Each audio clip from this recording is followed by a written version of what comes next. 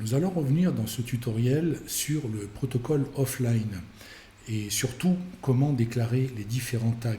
On a vu dans un précédent tutoriel comment déclarer effectivement un automate en mode offline. Par automate, il faut prendre là plutôt une source de données. Mais on va voir maintenant comment exploiter les infos que le fichier peut contenir. Peu importe que ce soit un fichier TXT, un fichier CSV, tab, XML ou JSON. On va d'ailleurs revenir sur l'automate qui nous avait servi de plateforme. La connexion, nous l'avions laissé effectivement en mode bus TCP. Là, je viens de le basculer en mode hors ligne, fichier offline. Et on va prendre le premier protocole, le format TXT. Entre TXT, CSV et tab, il n'y a pas beaucoup de différence si ce n'est la présentation du fichier. Le contenu, les informations restent les mêmes. Pour l'instant, nous n'avons aucune ligne d'entête à ignorer et un nouveau champ a fait son apparition, le séparateur de colonnes. Parce qu'on s'est aperçu que certains logiciels qui généraient des fichiers ne respectaient pas toujours les fameux caractères de séparation. Comme par exemple le CSV, d'où le nom veut bien dire Comma Separated Values, ça veut dire les valeurs séparées par des virgules. Or, souvent, on va trouver des points-virgules. Donc si on se respecte à la norme pure, certains fichiers risquent de ne pas fonctionner. Donc voilà pourquoi vous avez maintenant le champ séparateur de colonnes qui a fait son apparition, dans lequel vous allez pouvoir tout modifier. Alors, on va commencer avec cet exemple, TXT. On va prendre ce fichier-là et vous remarquerez qu'une fois traité, lorsque la source sera activée, on renomme le fichier avec une nouvelle extension et on le déplace dans un répertoire de sortie. Et la nouvelle extension, c'est .ok avec un champ macro qui s'appelle today, donc on mettra la date, et now, c'est-à-dire l'heure de traitement. Et le tout sera déplacé dans le fichier out, dans le répertoire out. Ok, on va garder ça sous le coude. Je vais maintenant dans les tag names, où on n'a rien du tout, et on va tout simplement créer un nouveau tag. Je clique sur plus. Il me propose le premier automate qu'il trouve, la première source de données, en l'occurrence sur PLC1. Il sait que c'est un fichier texte, et forcément, on arrive avec une autre icône que la précédente fois où on avait ici du mode bus. On va donner le champ niveau. Et comme vous pouvez le voir, ici dans ce fichier texte, on a des champs, on a une date, on a une heure, ça c'est un champ, parce qu'on est séparé par des points-virgules. On a ensuite un niveau, vous voyez, 2,55 mètres, 2,55 mètres, point-virgule, point-virgule, donc là il y a un champ qui est manquant, une valeur qui est manquante, suivi d'un autre niveau, suivi d'un champ derrière qui contient plusieurs informations. Et en première ligne, nous avons effectivement un petit commentaire. Donc cette ligne-là, il va falloir l'oublier, ce n'est pas une ligne à traiter. Alors visiblement, pour nous, la mesure de niveau, ça sera dans le champ numéro 2. Donc ce n'est pas un byte, comme vous le voyez, on a 2,55, 3,75, etc. Donc c'est bien un champ réel. On va aller dire maintenant que le niveau, c'est un réel. Vous remarquerez que quand nous sommes en protocole offline, tous les champs sont sélectionnables, c'est-à-dire que l'on peut faire aussi bien de la chaîne de caractères, du réel, que du double entier, de la date, etc. Alors qu'en mode bus, on a droit à quelques types de champs uniquement. Donc ce champ-là est dynamique et s'adapte automatiquement. Donc nous, c'est un réel. La colonne, c'est la deuxième. Et pour faire un petit essai, voir si les informations sont correctement lues, attention, il n'y a aucun enregistrement à ce niveau. C'est juste un test qui permet donc d'aligner les champs et de voir comment cela va répondre ensuite lorsque l'on rentrera en véritable production. Il n'y a aucun enregistrement, on peut faire tout ce que l'on veut, il n'y a pas de souci. Donc visiblement, là, on a le deuxième champ. Je clique sur la petite icône qui représente un œil pour voir. Et je remarque que j'ai bien les niveaux qui apparaissent. Donc la lettre M derrière l'unité a été supprimée. Par contre, la première ligne, effectivement, qui nous sort à 0, ça correspond au commentaire qui est dans le fichier texte brut. On va tout simplement modifier ça et dire que dans ce fichier hors ligne, il y a une ligne en en-tête à supprimer, on n'a pas besoin de la lire. Et le séparateur, c'est bien le point-virgule. Je retourne dans mes tags, je refais un essai, voilà. Donc la première valeur trouvée dans ce fichier-là, c'est bien 2,55. qui correspond à ça, 3,75, 3,94, etc. Alors, pour éviter que cela prenne trop de temps dans le traitement, seules les 15 premières lignes sont affichées. Comme vous voyez, il nous sort que les 15 premières valeurs avec des petits points derrière pour dire le fichier peut continuer, même s'il fait plusieurs gigaoctets de données, on ne va pas s'amuser là à les traiter, on n'en prend qu'une petite partie pour la phase de mise au point. Donc ce champ-là, il est terminé. On a maintenant besoin, c'est très important, lorsque vous faites de la collecte de données en mode offline, il faut que dans la ligne que vous allez traiter, où vous avez, je ne sais pas, des niveaux, des températures, des valeurs de pH, de débit, etc., il faut qu'il y ait au moins une date et une heure. C'est très important que cette ligne soit horodatée, parce que ça va rentrer dans le fichier et vous aurez besoin de faire des statistiques, vous aurez besoin de faire des graphiques, des rapports, etc. On a besoin évidemment de la date et de l'heure où cet événement est apparu. Dans notre fichier, on remarque que tout est dans le premier champ. Tout est à gauche, séparé par un point. Non, c'est même pas séparé par un point virgule, c'est séparé par un espace. Alors on va faire un essai.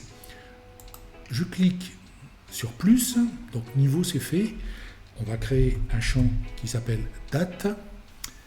Mais là c'est un petit peu confus, on a tout qui est modifié. Alors dans l'immédiat, lorsque vous ne savez pas très bien dans quoi vous mettez les pieds, on va changer et se mettre en mode string, c'est-à-dire une chaîne de caractères. On va indiquer que cette chaîne de caractères, là en l'occurrence c'est la colonne numéro 1, parfait, on fait une lecture. Voilà le résultat tel qu'il sera traité. Et là, effectivement, on constate que ce n'est pas bon.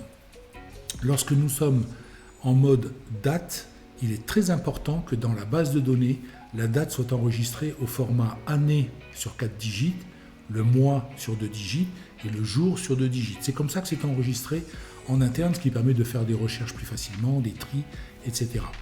Donc là, le logiciel qui nous a généré ça nous a mis la date au format, je dirais, français, c'est-à-dire le jour, / le mois, / l'année et l'heure ensuite, en un seul champ.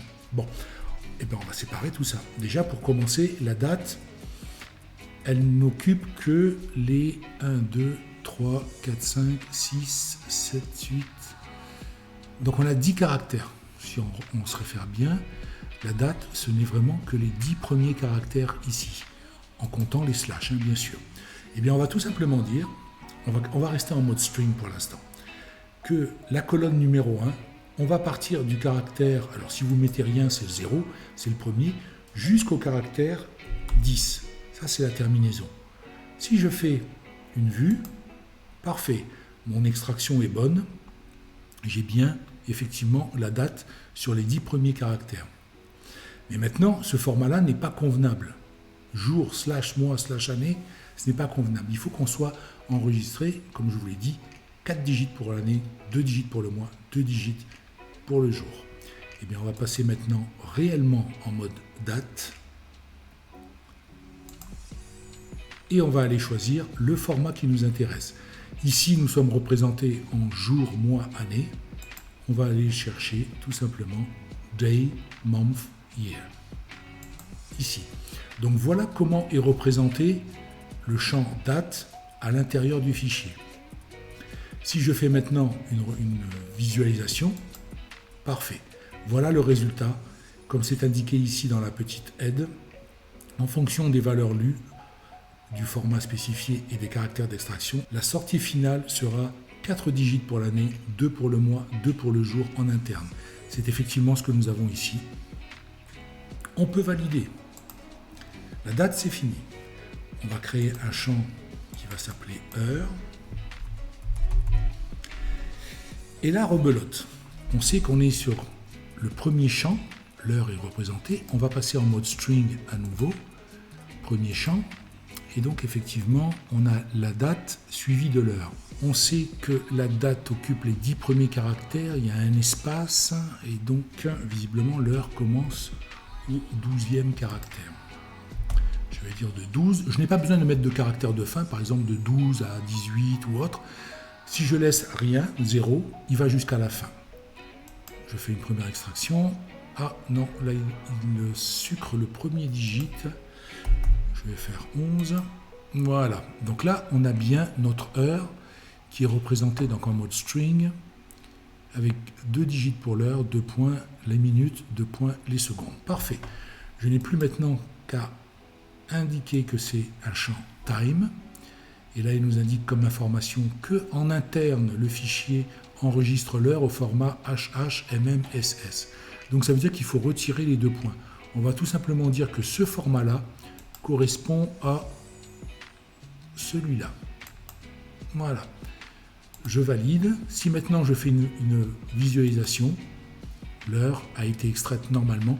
Et ça, c'est un format qui est valide, qui pourra être enregistré dans un Wacom. Voilà pour l'heure. C'est enregistré. Nous avons la date, l'heure, nous avons le niveau. Et on a besoin également d'avoir 3 champs supplémentaires, shelf, la ligne et le numéro de batch. Visiblement, ces 3 champs qui ont été générés automatiquement par le logiciel sont dans la même colonne avec un formatage, on va voir. On va déjà créer le premier tag qui nous intéresse, donc shelf. Voilà. On va dire, comme on ne sait pas trop encore comment le régler, que c'est une chaîne, on le prend au sens large, et que c'est la 4e colonne. Je fais une recherche, non, c'est pas la 4e colonne, c'est la 5e colonne. Je fais une visualisation, voilà. Donc ici, on a bien la 5e colonne qui contient 3 champs dont il va falloir extraire les éléments un par un. Alors, dans cette 5e colonne, on va prendre du caractère 1, 2, 3. Alors attendez, 1, 2, 3, 4, 5, 6, 7. Du 7e caractère au 8e caractère, parce qu'on est sur 2 digits. Je fais une extraction. 0,1, 0,2. Voilà, on a bien notre valeur shelf qui est là. Il s'agit de l'enregistrer, mais pas en mode chaîne de caractères. C'est un entier integer. Je fais une visualisation. Il l'a bien transformé. 1, 2, etc. Et ça correspond à ce que l'on a ici. On est bon pour le tag name shelf. Eh bien, on va tout simplement dupliquer ce tag name pour ligne et batch. On le duplique. Sauf que là maintenant c'est line. Et la ligne, on est entre 7, 8, 9, 10, 11, 12, 13, 14, 15. Visiblement c'est du caractère 15 au 16. On est bon, vous voyez, 12, 12, 11, 14. Ensuite on commence avec la ligne 7, 9, etc. Sauf que nous n'avons bien entendu que les 15 premières lignes qui sont traitées. C'est juste pour un exemple. Mais là, au moins, tout a été parfaitement transformé en numérique. On a bien extrait une valeur numérique à l'intérieur d'un champ texte qui a été formaté dans une colonne. On peut valider pour celui-là. Et la ligne étant faite, on a la dernière valeur qui est le tag name batch que l'on aimerait aussi enregistrer. Alors ligne, je vais le dupliquer, tout simplement. C'est toujours la même colonne, sauf que là, on repart d'ici, donc on était au caractère 15, 16, 17, 18, 19, 20, 21, 22, 23 et 24. 24 jusqu'à la fin, donc je peux laisser à 0. Si je fais... Ah non, c'est 23. Je fais une extraction, voilà, 156, 157, je retrouve bien les champs que j'ai en face, c'est bien un entier, integer, je peux valider. Voilà. Donc là, j'ai créé tout simplement notre champ avec la date, shelf, line. Alors line 2, oui, j'ai oublié, c'est batch. Je peux valider. Voilà, on a maintenant tout nos tag name, la date, l'heure, le niveau, le batch, la ligne et le shelf. La déclaration de tous les champs que nous allons traiter à l'intérieur de ce format de fichier est terminée. On va maintenant pouvoir tout simplement activer l'automate et à chaque fois qu'un fichier de ce type sera déposé dans le répertoire qui a été spécifié, très précisément ici, le répertoire de dépôt, et bien automatiquement il sera traité au format TXT avec tous les champs ici qu'il faudra alimenter, selon les différents formats d'extraction, les différents formats de lecture, etc., etc. Je peux revenir maintenant dans l'identification du tag et je peux le basculer en mode actif. Vous remarquerez que dans l'architecture, on a un petit rond vert qui nous indique que maintenant cet automate ou cette source donnée est sous tension. On peut désormais déposer les fichiers dans le répertoire indiqué. Ces tags NEM seront traités et historisés dans la base de données.